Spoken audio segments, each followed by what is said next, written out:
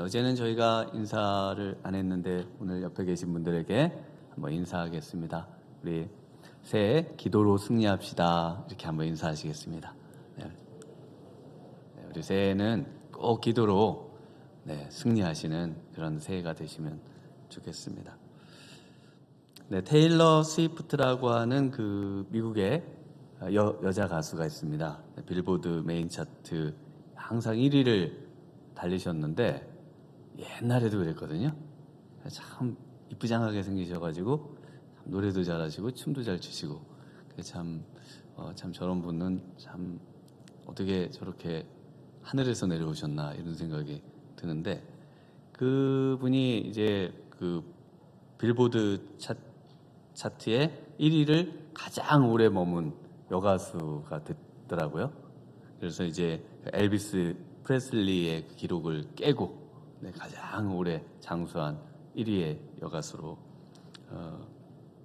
테일러 스위프트라고 하는 분이 계셔요. 근데 이분이 2006년에 데뷔를 해서 싱송라시죠. 근데 작년 2023년 타임즈에 올해의 인물로 선정이 되기도 했습니다. 그래서 이분이 제가 그 중고등부를 할 때 10대 아이들에게 가장 아주 그 영향력이 있었거든요. 그래서 이분이 이 10대에게 안 좋은 영향을 끼칠까봐 그 당시에 비싼 옷도 안 사 입고 또 비싼 가방이나 이런 아이들이 혹시나 이것에 혹시 좋지 않은 영향을 받을까봐 굉장히 조심하면서 가수 활동을 했던 그런 아주 청순한 분이셨습니다. 그래서 일체, 술, 담배 이런 것도 안 하시고요. 마약은 뭐 당연히 안 하시고요. 그 다음에 타투나 문신 이런 것도 아예 없는 진짜 청정 그런 분이셨어요. 그래서 이분이 그렇게 또 독실한 기독교인이신 분이 바로 이분입니다. 그래서 이분이 가는 곳마다, 가서 공연하는 곳마다 그 도시가 그 굉장히 경제적인 그 활동이 활발해지는, 그래서 이분이 가서 공연해서 누적된 그 수입 금액이 10억 달러가 넘는 그런 아주 엄청난 파급 효과가 있고 영향력이 있는 분이 바로 이런 분입니다. 그런데 이런 분들을 보면은 많은 분들이 세상에 복음을 전하려면은 세상을 좀 알아야 된다. 세상에 영향력을 끼치려면은 세상 속에 들어가서 거기서 그 사람들하고 같이 어울리면서 또 조금 불경스럽습니다만 죄도 좀 져가면서 그렇게 세상 속에 있어야 세상 속에 영향력을 끼칠 수가 있지, 그렇게 독실하게 산다고 그래가지고 무슨 영향력을 끼칠 수가 있겠느냐. 그런데 이런 분을 보면은 독실하게 자기의 정말 주어진 달란트를 잘 발휘하면서, 그러면서도 얼마나 세상에 큰 영향력을 끼칠 수 있는지 우리가 이런 분을 보기만 해도 알 수 있지 않겠습니까?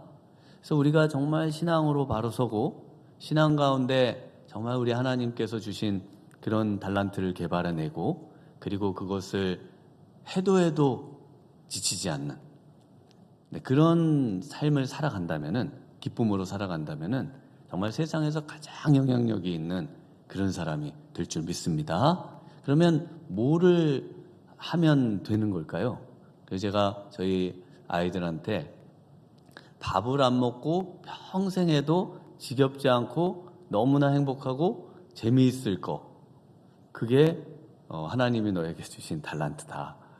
해도 지겹지 않고 밥 안 먹고 해도 재밌고 그거를 찾아야 된다. 그래서 뭘 해야 될까요? 밥 안 먹고 해도 재밌는 걸 찾아라. 이렇게 이제 늘 이야기하는데요. 여러분 지금 하고 계신 일들 어떠신가요?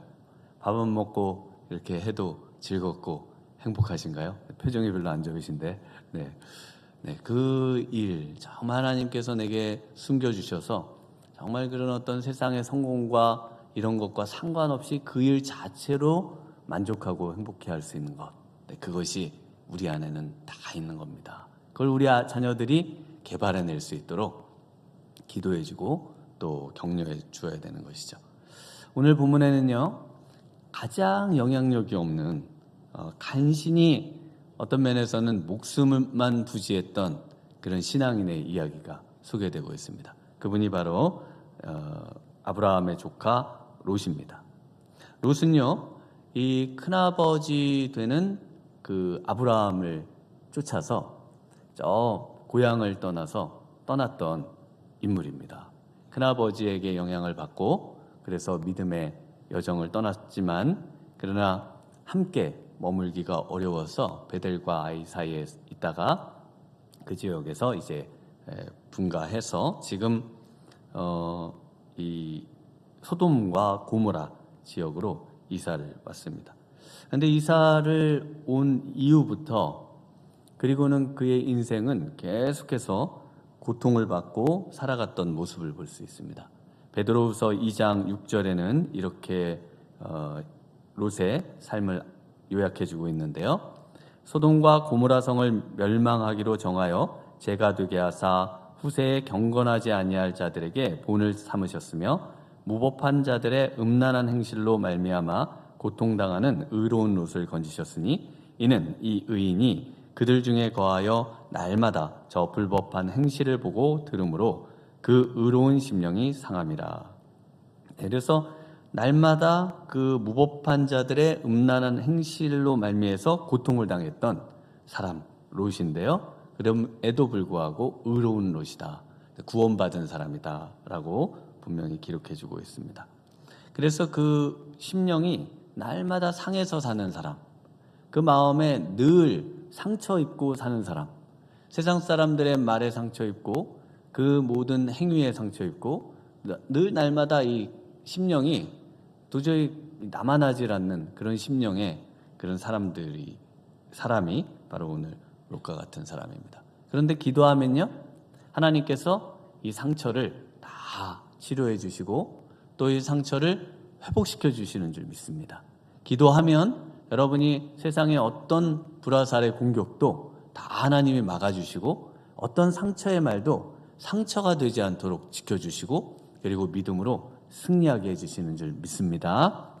얼마나 이 소돔과 고모라가 악했기에 이렇게 늘 평생을 상처받으면서 살았을까? 네, 우리 말이 필요 없습니다. 우리 지금 읽으신 19장 우리 4절하고 5절에 한번 보시면요, 그 천사들이 이제 소돔과 고모라 성을 멸망시키려고 와서 그 성이 얼마나 악한지 노숙하려고 했다가 롯의 간청으로 그 집에 들어가서 이제 있을 때 밤에 일어난 일인데요. 우리 4절과 5절을 한번 같이 읽어보겠습니다. 시작. 그들이 눕기 전에 그 성 사람 곧 소돔 백성들이 노소를 막론하고 원근에서 다 모여 그 집을 애워싸고 롯을 부르고 그에게 이르되 오늘 밤에 내게 온 사람들이 어디 있느냐 이끌어내라 우리가 그들을 상관하리라. 네, 그래서 그 성 사람들이 그 소돔 백성들이 노소를 막론하고 나이 든 사람이나 젊은 사람 상관없이 그 성에 다 모여 있어요. 모여서 롯의 집에 왔습니다.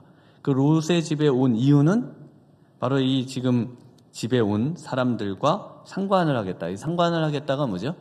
성관계를 하겠다는 거거든요. 그래서 이 구절을 어떤 유명한 무슨 한국의 분이 이거는 성관계를 표현하는 그 내용이 아니다. 그래서 이건 동성애가 아니다.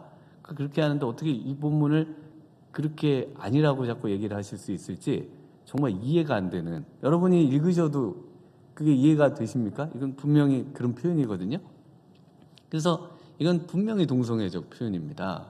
그래서 그 모든 아예 그 노소를 막론하고 온 도시의 사람들이 그냥 동성애가 당연한 것처럼, 그것도 외부에서 온 어떤 사람들을 향해서 이런 일을 할 수 있다. 그냥 말이 필요 없죠.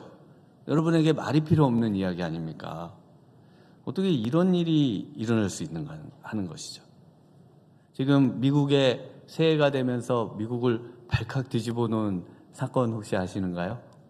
미국을 완전히 뒤집어 놓은 사건이 그 억만장자인 제프리 앱스타인이라고 하는 분이 사망했죠. 사망하면서 그 미성년자 착취 혐의로 그 수감 중에 자살을 했습니다. 자살을 했는데 그래가지고 이 미국 사회의 그 어두운 면을 이제 다큐로 또 넷플릭스에서 만들어서 이분과 관련된 또 이런 아주 파렴치한 그런 행위에 대한 그 내용들이 이제 소개가 되고 증언도 되고 했는데요.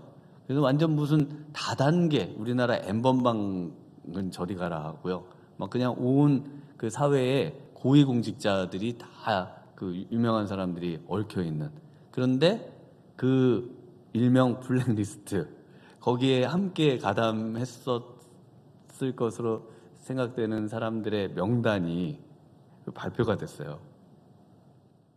거기에는 뭐 전직 대통령 이름도 나오고 뭐 부 대통령 이름도 나오고 그 미국 사회의 그 유명 인사들이 거기에 다 들어 있어요. 지금 올해 최대 이슈가 될 것으로 지금 생각하는 이런 일이 왜 일어나는 걸까요? 이런 일이 일어나는 이유는요, 바로 이 넘쳐나는 물질과 또 명예와 이 권력 때문에 이것이 죄악으로 치닫는 그런 모습을 볼 수가 있습니다. 오늘 바로 그 소돔과 고모라도 마찬가지예요. 톨스토이는요, 그래서 무의도식하는 사람들의 두뇌에는 악마가 즐겨 자리를 잡는다. 네. 그래서 우리는 끊임없이 우리에게 있는 것을 나눠주고 또 끊임없이 정말 뭔가를 선한 일을 위해서 애를 쓰면서 살아야 죄에 빠지지 않지. 아유 그냥 배부르고 따뜻하고 좋다 그러고 살면요, 그러고 살면은 우리도 어느 순간인가는 이런 곳에 물들고 이렇게 살아가는 겁니다. 여러분 하루하루 살기 힘들고 바쁘시죠? 그 복인 거예요. 네, 복인 겁니다. 야, 오늘도 저에게 아무 세상에 죄를 질 시간이 어떻습니까? 일하기 바쁜데. 네, 이런 고백을 하실 수 있는 분이 정말 은혜로운 겁니다. 네, 시간 많아가지고 죄 질 시간 많네요. 이래가지고 죄로 빠지면은 얼마나 그런 분이 계시면은 꼭 교회 오셔서 네, 열심히 저와 함께 우리 복음 전하고 또 선교하고 또 교회 봉사하고 할 일 많습니다. 좋은 선한 일에 우리 시간을 드려야겠습니다. 이 소돔과 고모라 지역을 보면은 성경의 표현으로 보면은 여호와의 동산 같고 이집트 땅과 같이 아주 좋은 곳입니다.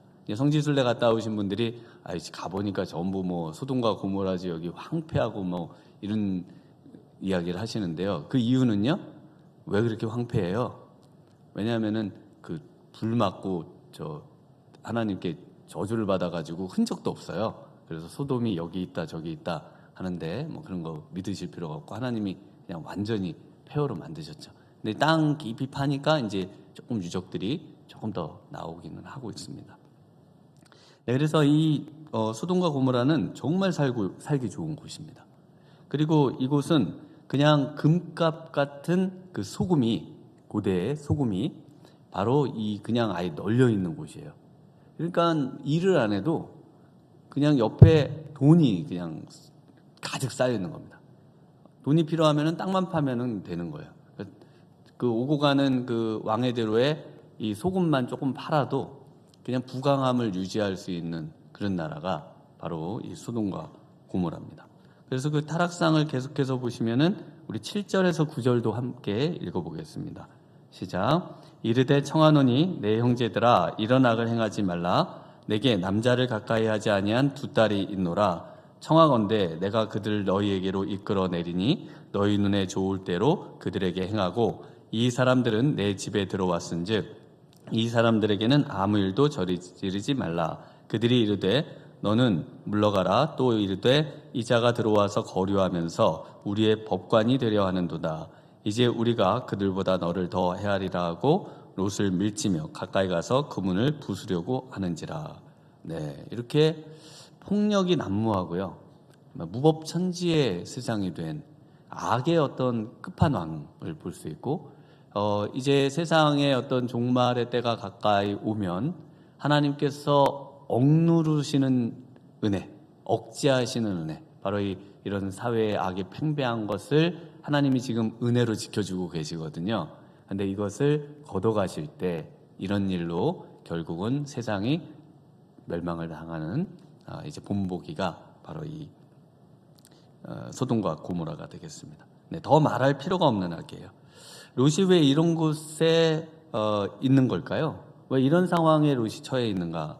왜냐하면 치명적인 잘못된 선택 때문에 그렇습니다. 롯이 아브라함 큰아버지를 쫓아서 지금 가나안 땅까지 왔습니다. 그런데 가나안 땅에 와서 생활하면서 이제 점점 부자가 돼요. 롯이. 그러면서 처음에는 큰아버지를 늘 아버지처럼 모시면서 따랐는데 이제는 어느 정도 힘도 세지고 또 물질도 풍성해지니까 큰아버지와 다투기 시작합니다. 그래서 이 아브라함이 우리가 이렇게 다투지 말자. 우리는 같은 피부치 혈육이니까 또 이렇게 믿음의 길을 가고 있으니까 다투지 말고 이 길을 갈라서자. 이렇게 이야기하면서 이렇게 제안을 합니다. 13장 9절 10절인데요. 내 앞에 온 땅이 있지 아니하냐. 나를 떠나가라. 내가 좌하면 나는 우하고 내가 우하면 나는 좌하리라. 이에 롯이 눈을 들어 요단 지역을 바라본즉 소알까지 온 땅에 물이 넉넉하니 여호와께서 소돔과 고모라를 멸하시기 전이었으므로 여호와의 동산 같고 애굽 땅과 같았더라. 네, 소유가 많아서 이제 동거할 수 없으니까요. 소유가 많아지니까 무슨 일이 일어나요? 다툼이 생기는 겁니다. 없을 때는 그렇게 다투지도 않았는데 뭐가 많아지니까 그거 때문에 다투기 시작하는 것을 보실 수가 있습니다. 또 어려울 때는 갈라서지도 않았거든요. 더 그냥 딱 달라붙어 있었는데 이제 소유가 많아지니까 지금 갈라서고 있습니다. 어려울 때는 어떠시던가요? 그 방 한 칸에 온 가족이 같이 살던 시절들 기억나시죠? 저희도 굉장히 어려운 저희 아버님 사업 망하셨을 때 그 조그만한 방에 저 중학생이었는데 5명이 거기서 그냥 발이 배로 오고 얼굴로 오고 뭐 머리가 책상으로 들어가고 막 이래 가면서 잤던 기억이 있고 지금은 방이 있으니까 사람이 있는지 없는지를 모르겠어요. 네. 그런 이제 분리되어 있는 삶을 살게 되지 않습니까? 그런데 그래서 없을 때 오히려 사이가 더 좋은 모습을 볼 수가 있습니다. 근데 선택권이 롯에게 주어졌는데 롯이 눈을 들어서 소돔과 고모라 지역을 바라보고 그 아름답고 풍요로운 땅으로 가기로 결정을 합니다. 그래서 그 현혹된 마음에 여차해서 망친 인생이 바로 이 롯입니다. 별로 안 웃기시죠? 여차하고 망치가.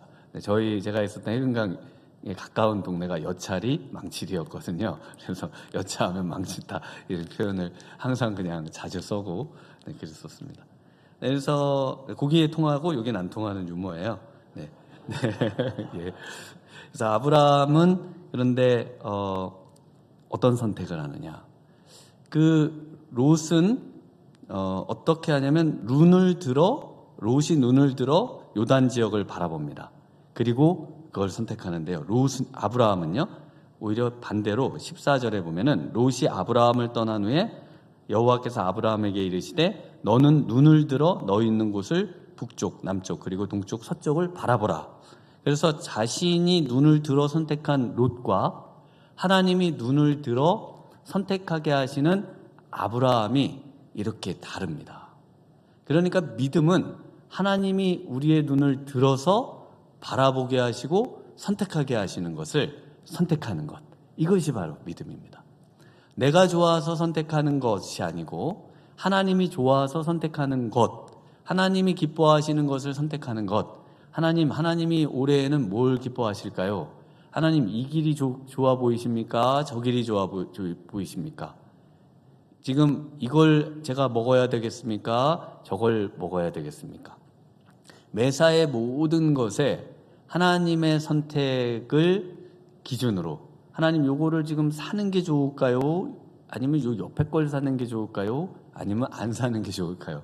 여러분 한번 여러분의 삶에 정말 하나님께 이런 것들을 마음속에 물어가면서 모든 것을, 특별히 이런 것들은 또 하나님께서 짬뽕이냐 짜장면이냐 부먹이냐 찍먹이냐 이런 거는 뭐 우리의 선택에 맡겨주신다고 해도 인생의 어떤 면에서 가장 중요한 문제는 하나님께 여쭤봐야 되거든요. 근데 이 아브라함은 하나님께 여쭤봤어요. 그래서 하나님이 내 눈을 들어 보인, 너무 어디로 갈까요? 여기로 갈까요? 저기로 갈까요? 하나님 다시 돌아갈까요? 계속 물어보니까 하나님이 눈을 들어 바라보면 네 모든 것을 다 주겠다. 왜냐하면 아브라함은 너무나 마음에 들거든요. 그런데 롯은요? 롯은 지금 자기가 눈을 들어서 뭐 하나님께 여쭤보고 그런 거 없어요. 그냥 눈을 자기가 보고 선택하는 겁니다. 네, 이런 치명적 잘못된 선택. 네, 이런 치명적인 잘못된 선택을 했을 때 어떻게 해야 되냐는 겁니다. 우리는. 네, 그 선택에 괴로워하고 그곳에 계속 머물러 있었던 롯을 보시면요. 너무 안타깝지 않으세요? 그래서 이 생명을 살리는 믿음은요. 생명을 정말 무엇보다 소중히 여기는 믿음은 내가 가진 소유보다 생명이 더 소중하다고 하셨잖아요. 우리 예수님께서.